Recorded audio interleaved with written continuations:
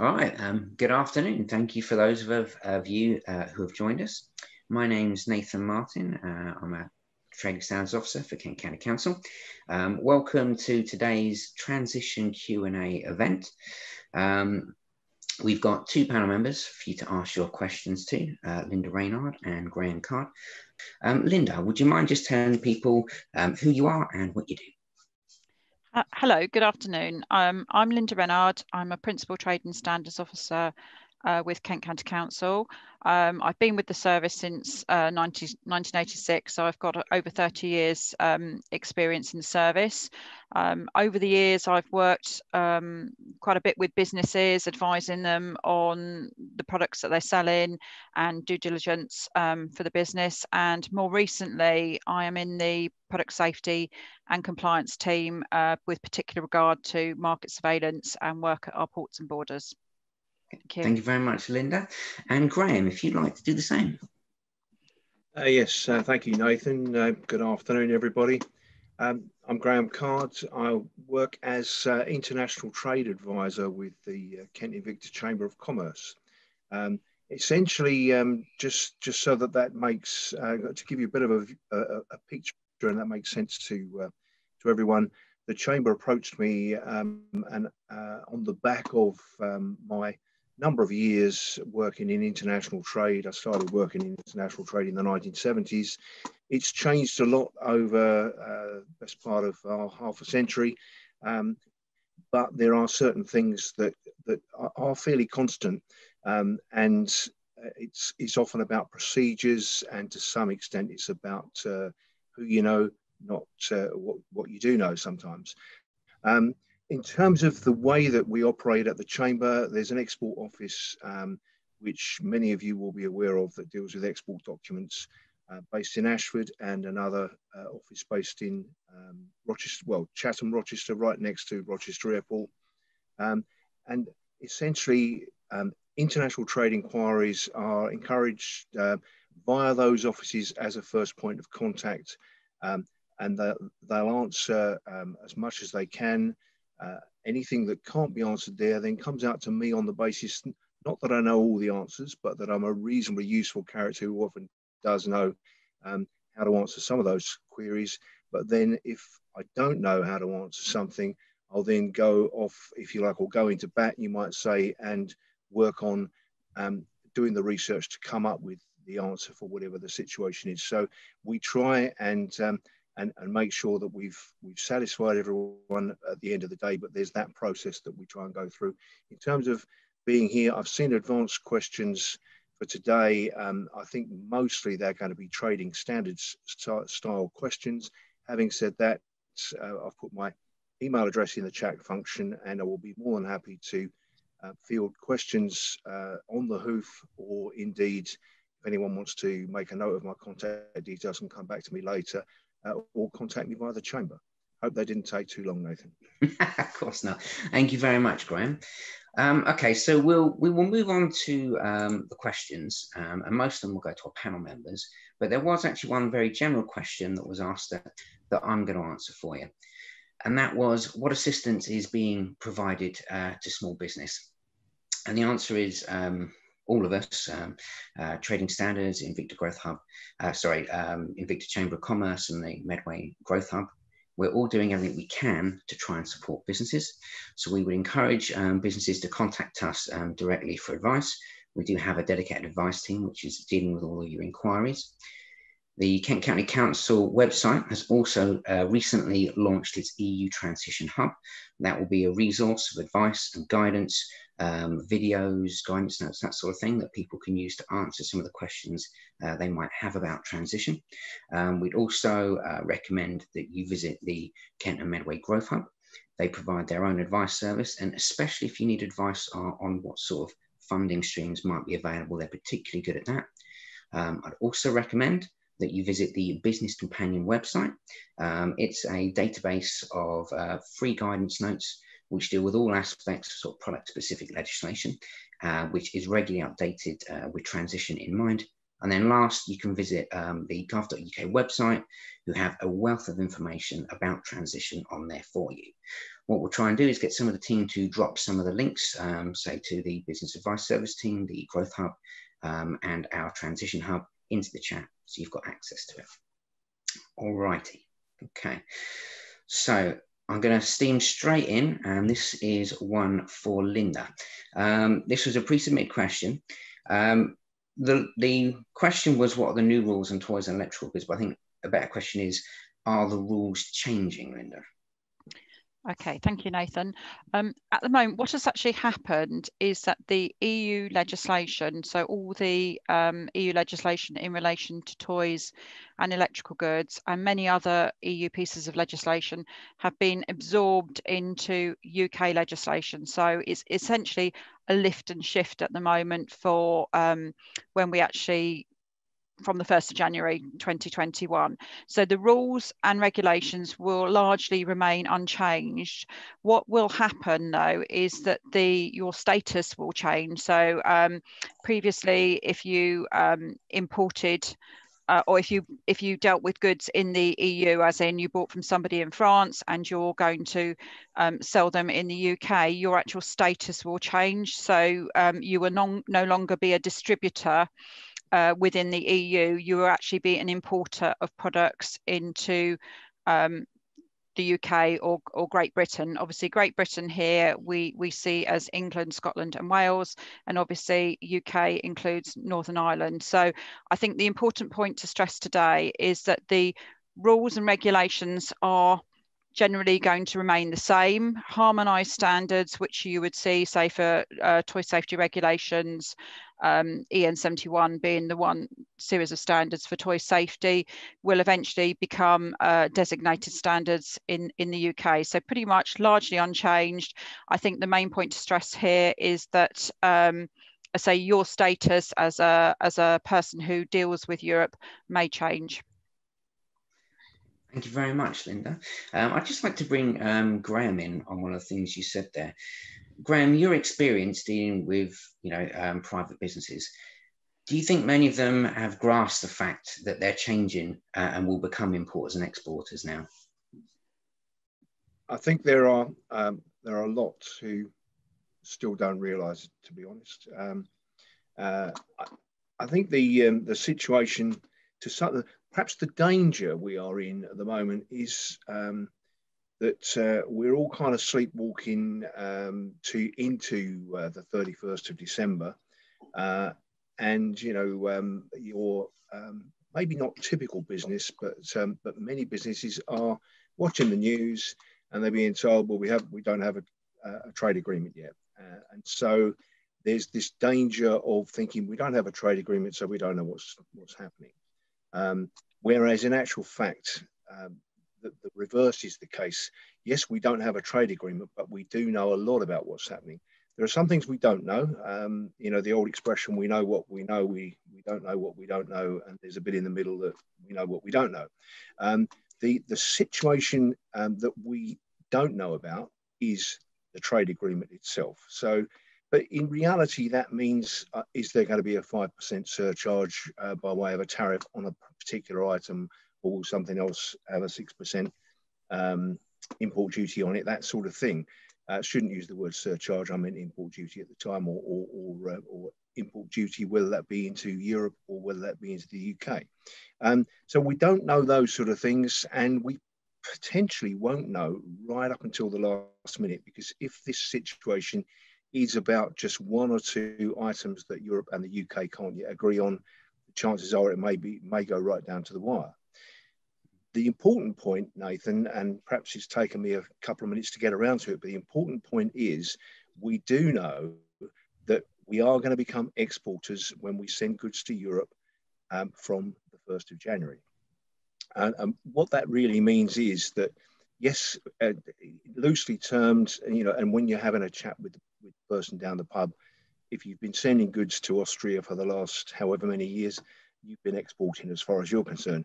In customs parlance, in terms of the marketplace that we've been operating in, your goods going to Austria, France, Belgium, wherever it may be in Europe, have not been treated as though they were exports. They've been treated as though they have been a home market delivery. And that's the big bit that will change. And so there are probably two types of exporter out there, if I can be very, very generalistic about it. There are those that have been used to sending goods overseas beyond Europe, and they've been used to doing something or being responsible for having something like a customs entry done. Export customs entry has been required to notify that goods have left the UK. They may not even realise sometimes that it's been done because it's been dealt with by their freight forwarder, customs broker, carrier, or whatever. Essentially, we're now moving into a situation where we're going to be needing to do that for shipments and supplies into the European Union. Those exporters that have been used to doing it for further overseas destinations are probably reasonably well geared up for the fact that they now are going to need to do it for the EU countries as well. And maybe the danger is the countries, the companies that are going to be sending to the European Union and treating that as an export for the first time because previously they've been effectively making a home market delivery. So the key to sum it all up is we do know that there will be a need for an export customs entry for goods going to Europe, but by the same token, there will be a need for an import customs entry for goods coming from Europe. And there's a lot of help out there. The news reports say there's a shortage of customs officers, customs entry clerks. In practice, what I would encourage people is stay close to your freight forwarder or your carrier, because the chances are your carrier will be perfectly happy to handle the entry for you. There is a new service called Chamber Customs coming on stream, or has come on stream. So the Chamber movement is also a place where customs entries can be dealt with. So there's a lot of help and advice out there. But what we do know absolutely is there will be a need for customs entries so that we know what's moving out of the country and what's moving into the country. And that's the bit that we do know about.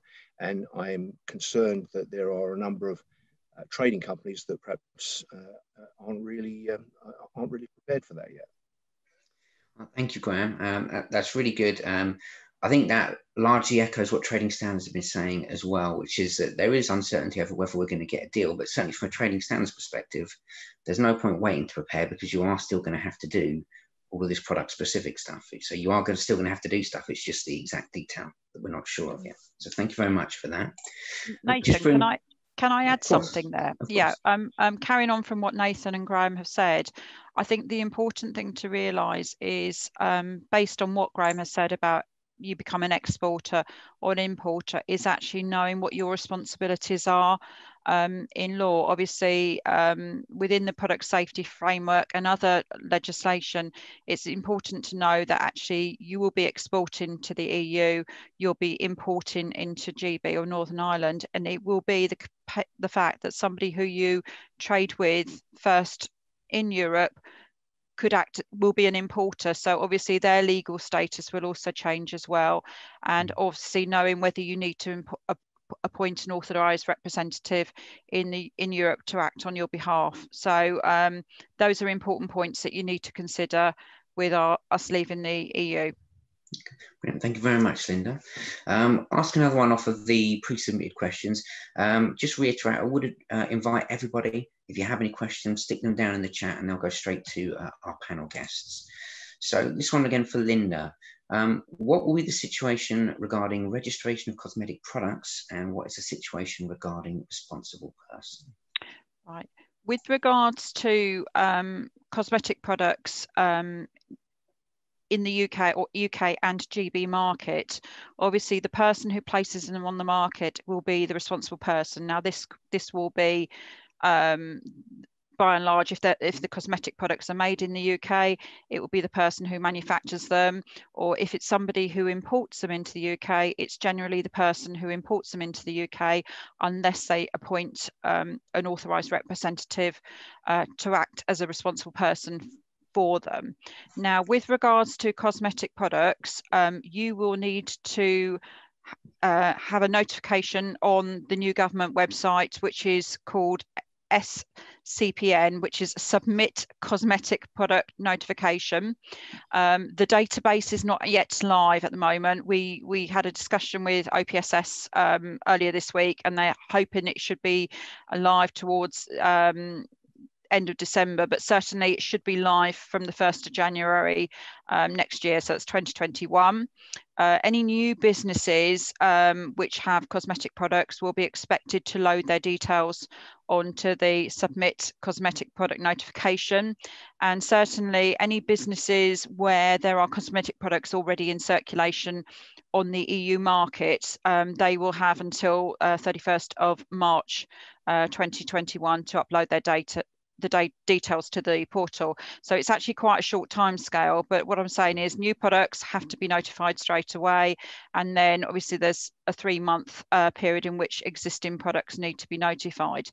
Now, with regards to the EU market, because obviously likewise we may have businesses in the UK who actually deal with Europe, obviously those will now become export products to the EU, and the same rules apply as they have done in the EU, that obviously usually the importer of the cosmetic products into the EU is the responsible person, unless you have somebody that you authorise by written mandate to be the responsible person for you. So the situation will be the person who imports into the EU will be the responsible person unless they designate that to somebody else who wants to act as responsible person for them by mandate. Okay, excellent. Thank you very much, Lynda. We have had a follow-up question on that, on the cosmetic side of things. What about labelling with the address of the responsible person? What's the time frame for changing over the labels with the responsible person address? There is no time frame which has been sort of written into the legislation at all. What I would say is obviously if they are legal at the moment for the European market, I would say as soon as you can change them over, the better, so to speak. But obviously, when trade and standards officers are not going to go out there on the 1st of January 2021 and say, right, your labelling is non-compliant and take action. Obviously we're all in this together, and we accept that obviously we've all got to get our heads around the new legislation, but generally speaking, as soon as practicable, you should be changing your labels over. I mean, obviously if you deal with both markets, as in the home market, the GB Northern Ireland market, and the European market, it's likely that you will have either, two sets of labelling. So obviously you're going to have labelling for the European market and obviously labelling for the home market. Okay, thank you very much. I just want to try and pull Graham back into the conversation as well. This didn't actually come in from the chat. It was a question that was asked to me by a business. They were talking about the practicalities of actually getting set up, making a customs declaration, that sort of thing. And they asked me how they could physically do it. I didn't know the answer. I just wondered if perhaps you knew. If I needed to make a customs declaration, is it as simple as me sending an email, or what? Do I need to be set up? Do I have to do any sort of prep work to be able to do that? What do you reckon, Graham? You do need to set up. I mean, the best way is to go via the HMRC website. But you do need to make an application, and there are essentially licenses that are granted on a port by port basis. So there will be some organisations, let's say, that are capable of and routinely dealing with customs, say in a port such as Dover. And they may deal with other local ports in Sussex, maybe Essex as well. But they might have a bit of an issue dealing with an export from Teesside, for instance.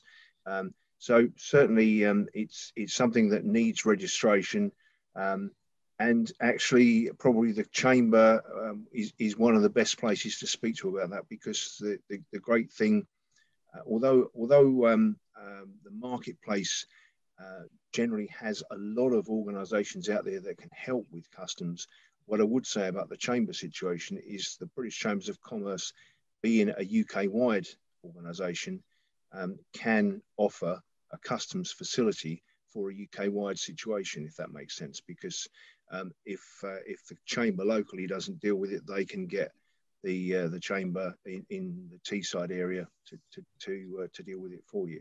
But to come back to the main point, yes, you do need to register. You register via HMRC, but also bear in mind, if you're an exporter or an importer, that your carrier and/or your customs broker are going to be fully and regularly already equipped in order to deal with that for you. So I think one of the things that is understandable is that communications that we get work on the basis of the exporter needs to do this, the exporter needs to do that.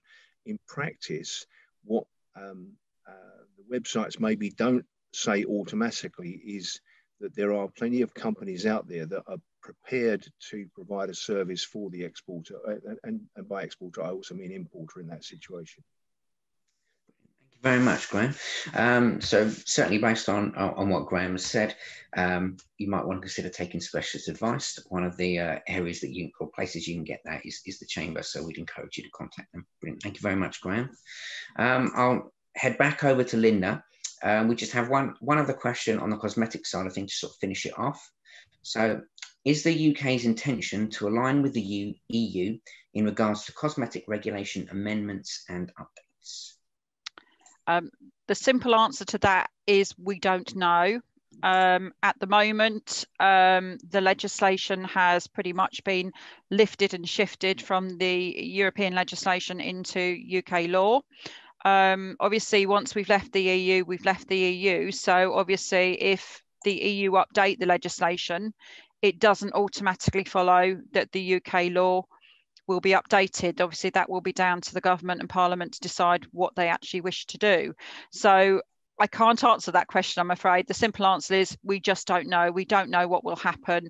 At the moment, obviously, they've transitioned the legislation across. We have the same as the EU, but for the future, I don't know what will happen there. The only other thing I was going to add on the guidance on the link that's just been put up in the chat is if there are any of you out there, obviously we can provide advice and guidance to you in trade and standards, and obviously the guidance link has been put there for cosmetics guidance. But if you have, and this applies to all people who deal with lots of different products, if you have a trade association, so for example cosmetic products have a very good trade association called the Cosmetic CTPA, Cosmetic Toiletries Perfumery Association.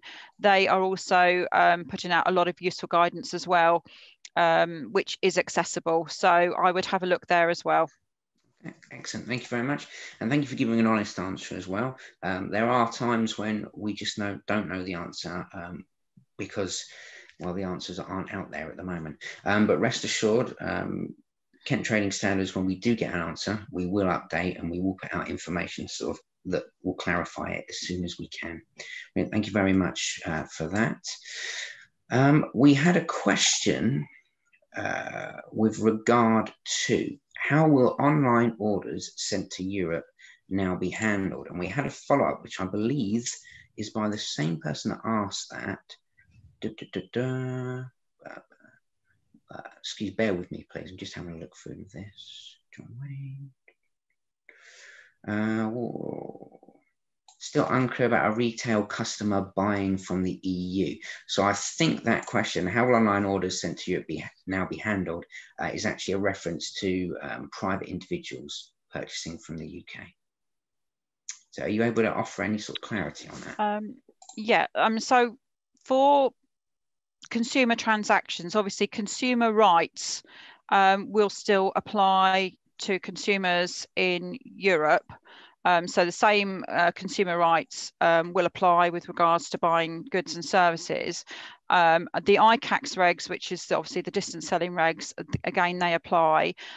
What you have to be wary of is the fact that some European countries have slightly different legislation. So for example, in Germany, they have a 2-year warranty with products. But this is one of the points that I have actually looked up on the government guidance. So I'll just read what they actually say is you will have to appoint an authorised or responsible person. So from 16th of July 2021, you will need to appoint an authorised representative based in the EU, EEA, if you sell goods without using an importer or fulfilment service provider. So that is the guidance which has been provided by the government. And the specific example they give is that if you sell goods online and ship directly to the end user, i.e. the consumer. So in that situation, by the 16th of July next year, you will have had to appoint an authorised representative based in the EU or the EEA. So that specifically would cover the situation where you've got a business in the UK, UK or GB, a business in GB supplying goods to a consumer in Europe. Excellent. Thank you very much for that, Lynda.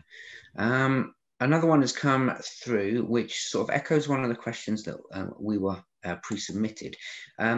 Again, for Lynda, what's the latest situation on CE marks and or British standards, both in terms of detail and timelines? Right.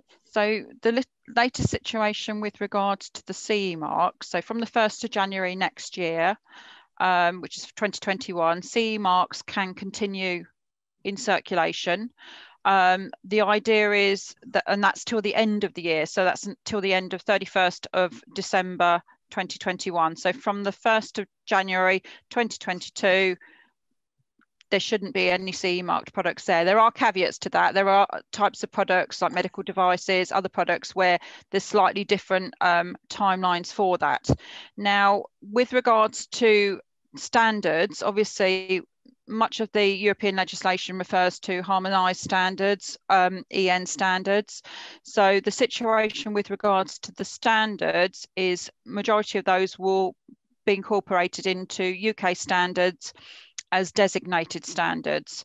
So that will be the situation there. Now, Northern Ireland is a slightly different issue with regards to CE marking. So you may find that you still see CE marked products which have come through from Ireland to Northern Ireland. So I think we're going to cover that in a little bit more detail in a minute. But the simple answer is CE marked products generally can continue, provided the products have already been placed on the market and comply with community harmonised legislation next year. But the idea would be that the businesses would be working towards the new compliance mark, which is going to be in from January next year, which is the UK CA mark.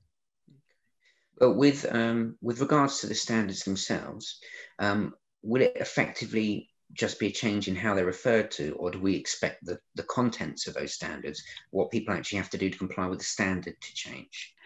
I can't answer that. I'd say simple answer is I don't know. At the moment, I would assume that the harmonised standards, the EN harmonised standards, will be transferred across to designated standards.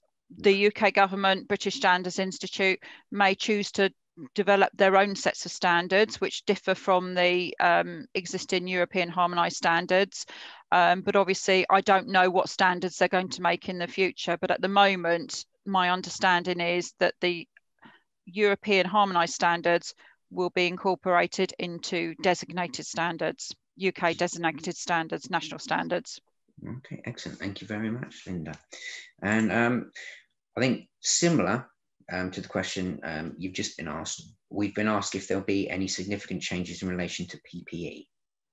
Right, with regards to PPE, again, this is one of the European sets of legislation which has been incorporated into UK law.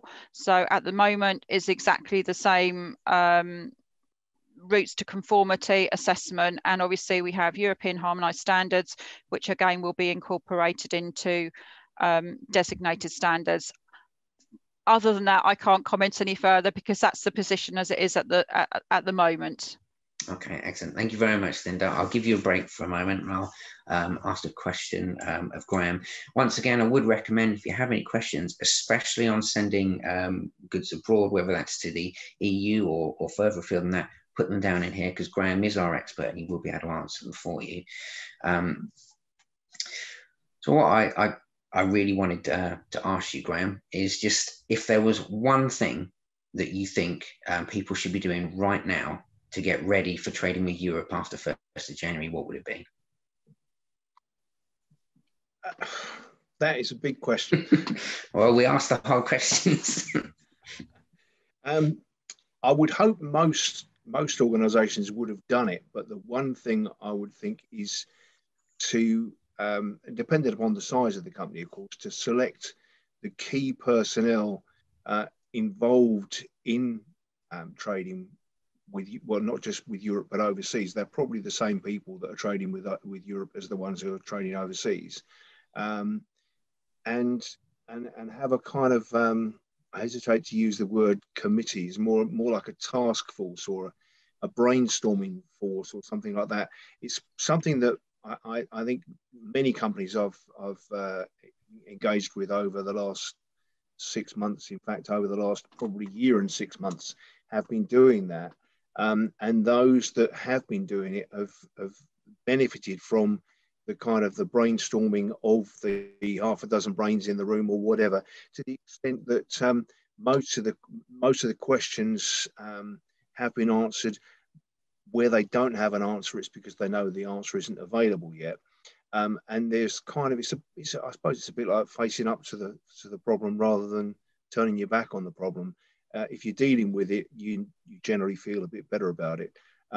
Within the chamber, we've been instrumental in helping some organisations to sort of set that sort of thing up.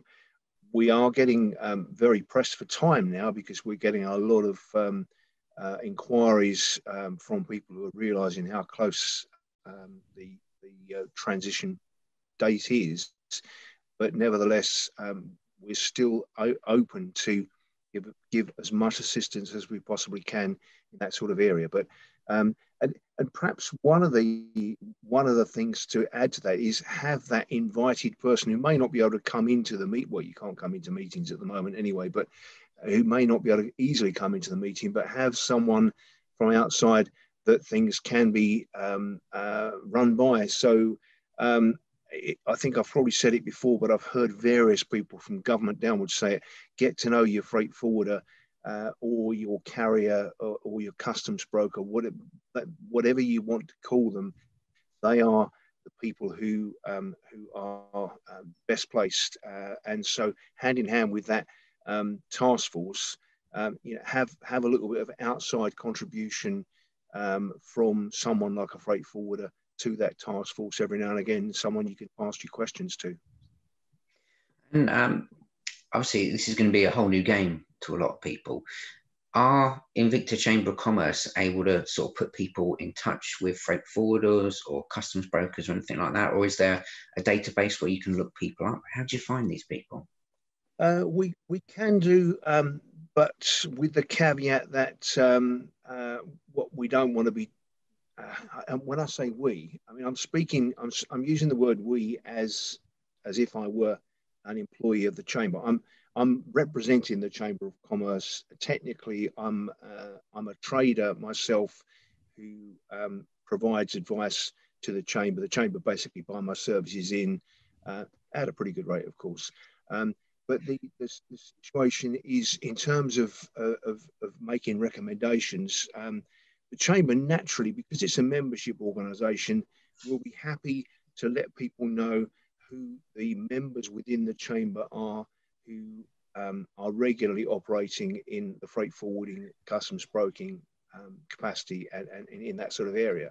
And that's, you know, a natural sort of networking result of joining a membership organisation. Having said that, there are lots of them. If someone's got a particular issue with a port or a destination, I'm more than happy to sort of look at it as a one-off situation and see if there's some assistance for them. Brilliant. Thank you very much. Sorry, going back to your comment, how do you find these people? They are out there, and I'm happy to help with that as well. Brilliant. Thank you very much. So yeah, if you do happen to be an Invicta member, use that networking facility they've got. As Graham suggested, we're happy to sort of put you in touch with an appropriate person. And Graham has kindly put his details in the chat as well. Yeah, Nathan, could I just clarify there?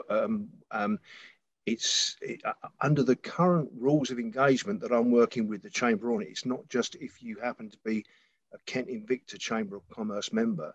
I'm working very closely with the Chamber of Commerce and also the Kent and Medway Growth Hub.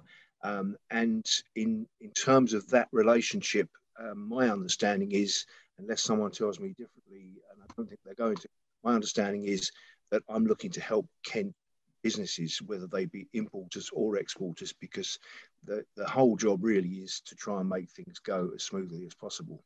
Fantastic. Well, you heard it here first. Don't hesitate to get in touch and they will do what they can to help. Thank you very much, Graham.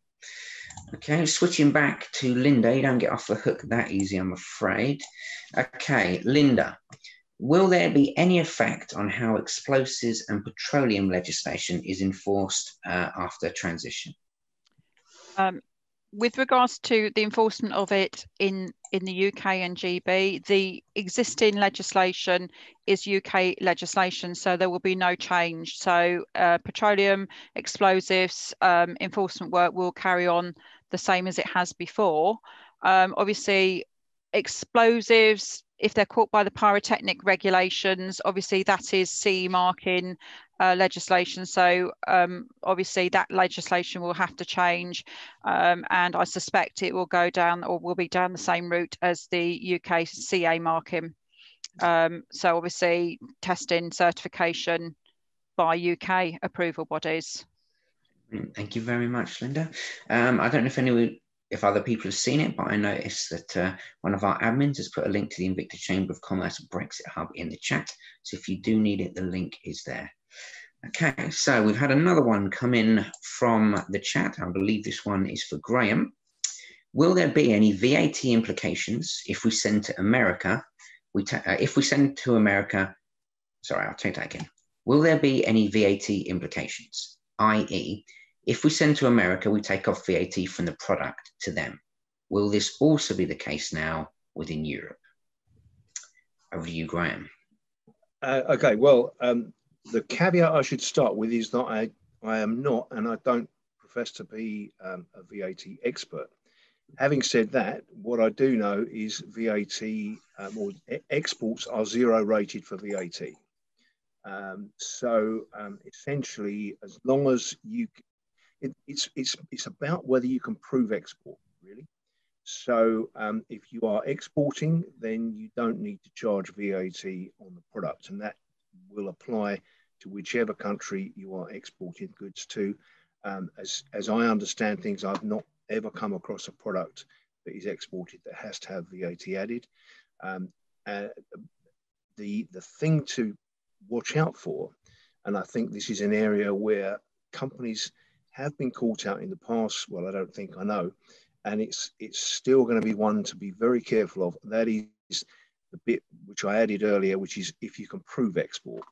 The sort of area to be careful of is if you sell goods ex works, and you're selling on the basis of thanks for the order, the goods are sitting on our loading bay, come and get them, let us know when your vehicle is going to arrive and we'll book it in if there's a booking system, that sort of thing.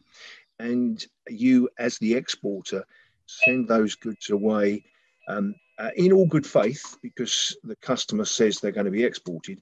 But if you can't prove that they've left the country by way of having a copy of a certificate of shipment or a bill of lading or an airway bill or some sort of rail receipt, then you do have potentially an issue. And my understanding is you would technically owe the VAT to HMRC.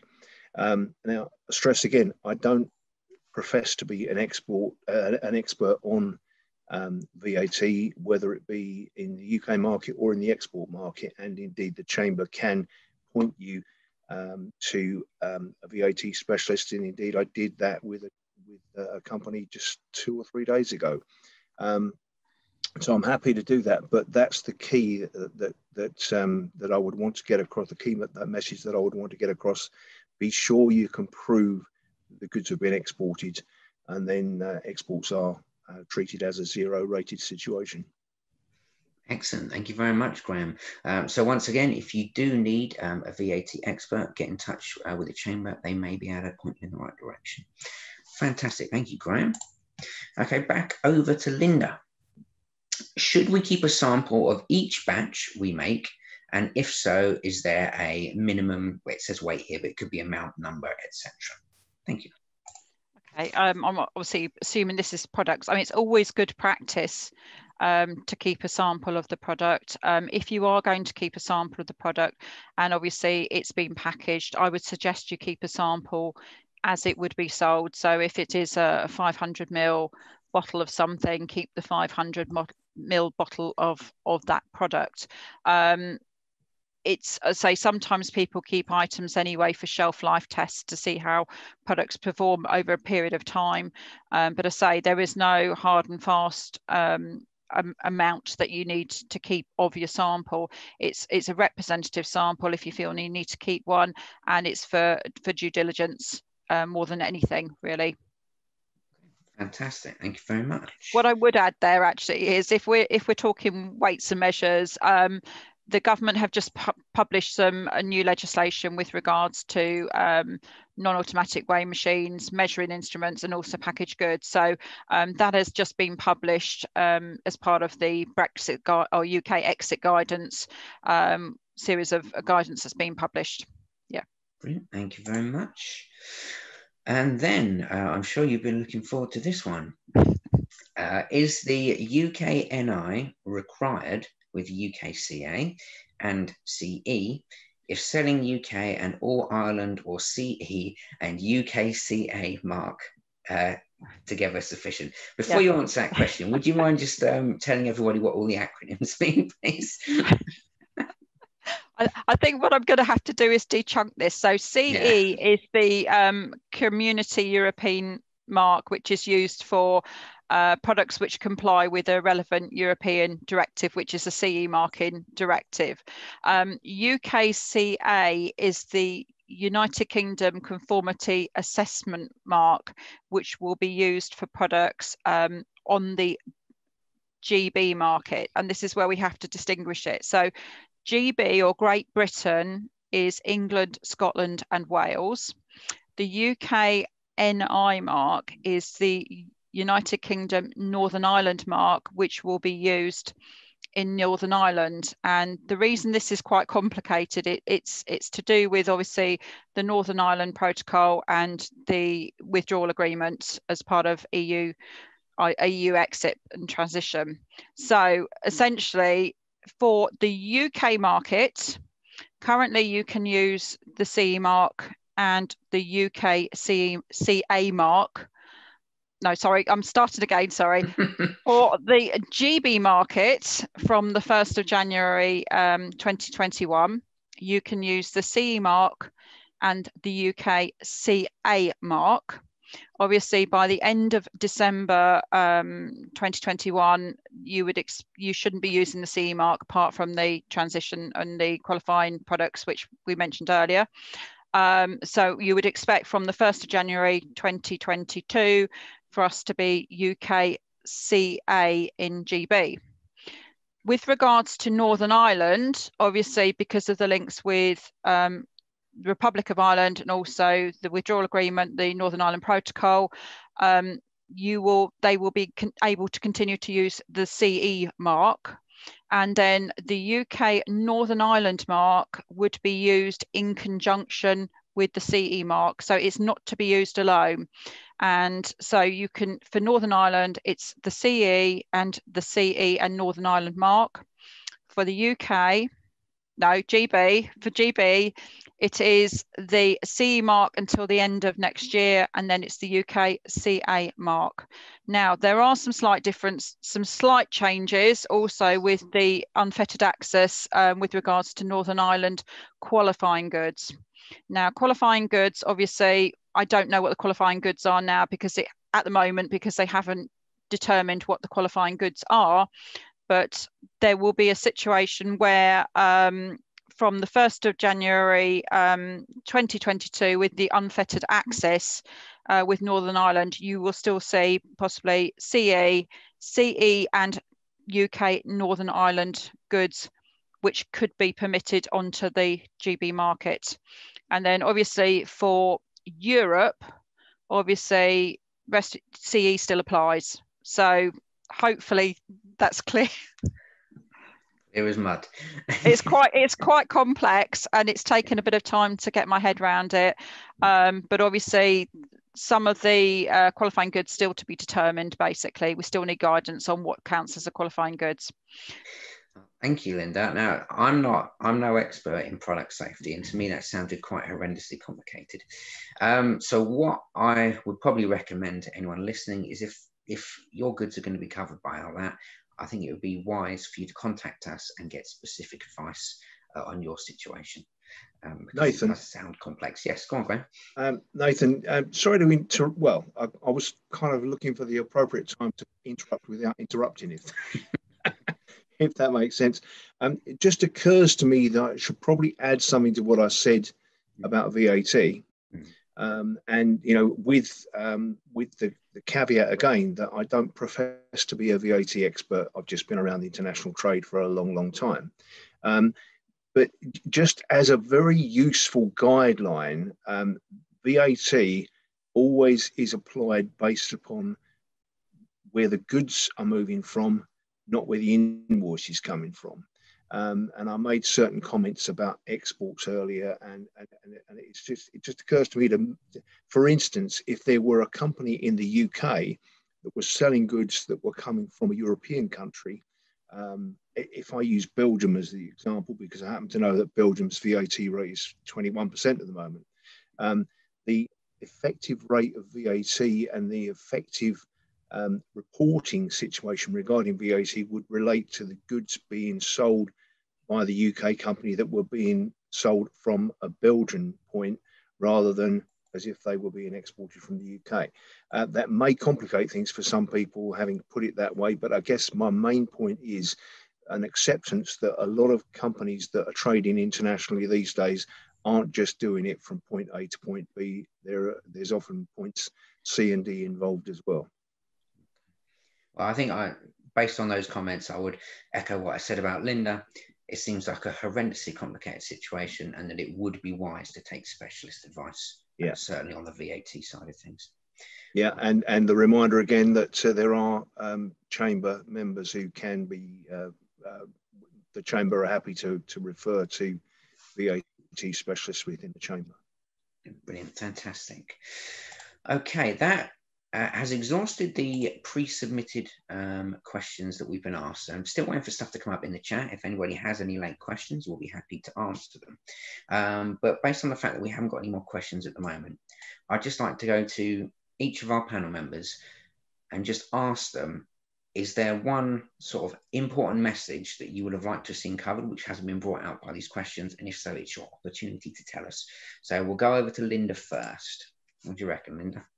I've got several points really I'd like to make. I think the first thing is check which rules apply to you, your business and the products that you are that you deal with, whether you're going to be an exporter to the EU from the 1st of January, whether you're going to be a new importer to GB from the 1st of January.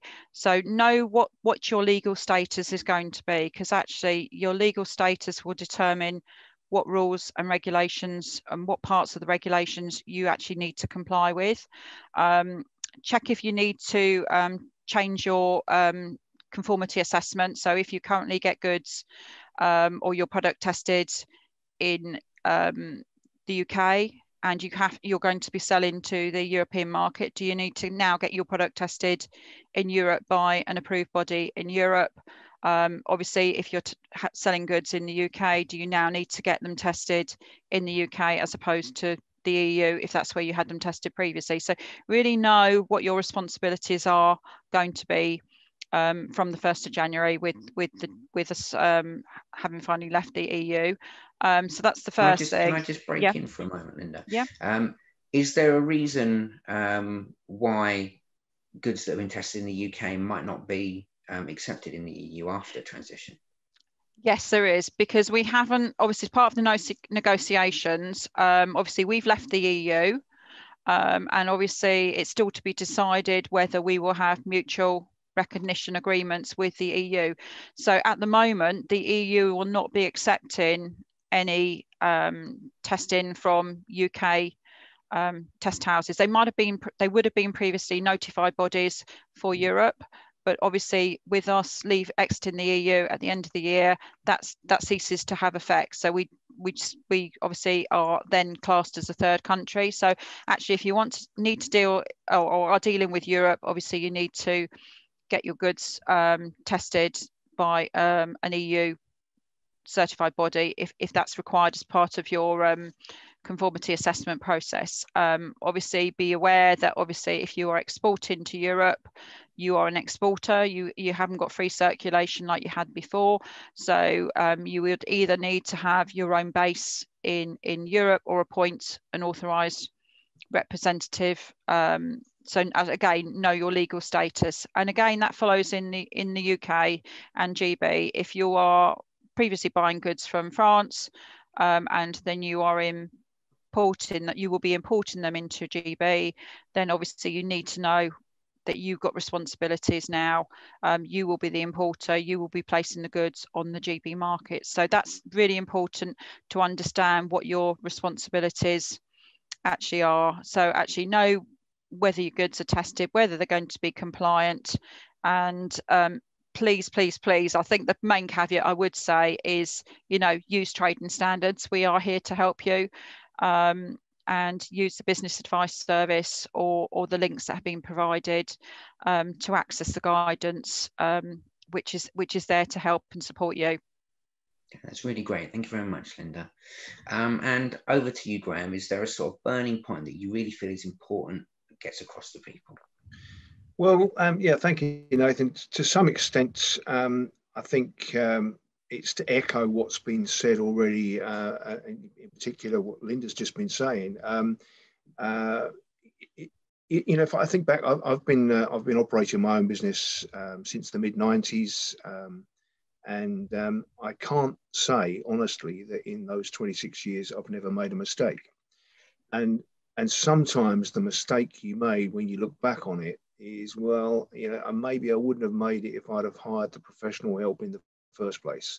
And if I've learned something over many years, it's better to bite the bullet and go for the professional help early rather than pick up the pieces later on. And, just to stress the point, there is a lot of professional help available. We don't profess to know all the answers at the chamber, but what we do profess to have is a membership organisation that represents a wide range of Kent businesses with, I should know the exact figure, but I don't, something in excess of 12 or 1,300 members, maybe approaching 1,500 members. And there is a lot of expertise that can be called upon within that membership organisation, and if it's not available within the organisation, we also know where to go to get the help outside. If you then multiply that up by saying there are in excess of 50 chambers within the British Chambers of Commerce organisation, as a UK or as a British organisation, then and then add on to that the fact that there are chambers representing the British Chamber offices in excess of 40 countries around the world. There's a lot of expertise and advice, almost probably too much to comprehend out there. So get a professional if you can, and we'll help you try and find the appropriate one if you come to us. The one thing that I would say in terms of, maybe I'm saying two things, perhaps that's one already, but the other thing I would say when you mention what is the one thing you would say, is to accept that in international trading law, most things, almost everything that is traded, is the joint responsibility of the exporter and the importer in terms of what goes on. It shouldn't be a situation where the exporter sends the goods and doesn't care what happens at the other end. In the same, you can look at things like sports equipment made in third world countries where we're not entirely happy with the process, for instance. You can look at importers overseas saying to an exporter, would you mind just changing the tariff number that you quote on our goods? Well, why are they asking for the tariff number to be changed? Could it be that they found out that they can pay a lower rate of import duty if they declare the goods in some other way which may not be appropriate? It's incumbent upon importers and exporters to ask the question, what's happening to the goods through the whole of their journey, but also what happened to the goods before they arrived with me. So just an acceptance of that joint responsibility by importers and exporters, I think, is it's not just to do with Europe, it's key worldwide. Excellent. Thank you very much, Graham. You provided some really, really good, valuable information during this Q&A. Thank you. We have a few minutes left, so I'll take the opportunity to do my own little summing up, if that's okay. Now, I work in the business advice services team and have done for the last 5 years or so. So my entire professional life for that time has been working with businesses. And the last 2 years and more has been dominated by the whole first Brexit and now EU transition.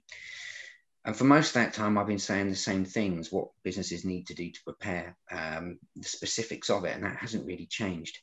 So although we do hear a lot of people saying, well, I don't want to prepare because if we get a deal, it might change things. Well, it might change some things, but it's not going to change it materially. So the things that we know you need to do now to get your products ready for trading with the EU, that's not going to change regardless of whether we get a deal or not. So don't delay, prepare now. Because if you wait and prepare, it's going to cost you money, and that may be more money than the business can afford to lose. So that's my 2 pence worth. We do have a short poll that we'd like you to get involved in. It will only take 5-10 seconds of your time. That will be coming up on the screen in a moment. I'd ask you to complete it. It does really help us to get that data. And I will just reiterate, oh, there it is now. I'll give you a moment to complete that.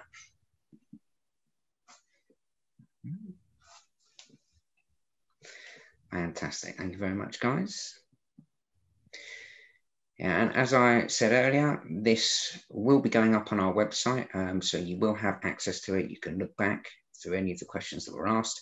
You have got the chat, so you've got contact details for our panel members, ways to get in touch for advice and guidance, and various resources. So I'd encourage you to use those. And I'd echo what both Lynda and Graham have said. If you do need help, please get in touch. Don't be shy. We are here to help. Okay. So we have less than a minute left, but if we do have any last minute questions, then please feel free to ask them. Otherwise, we will be ending shortly. Thank you. And thank you very much to our panel for today.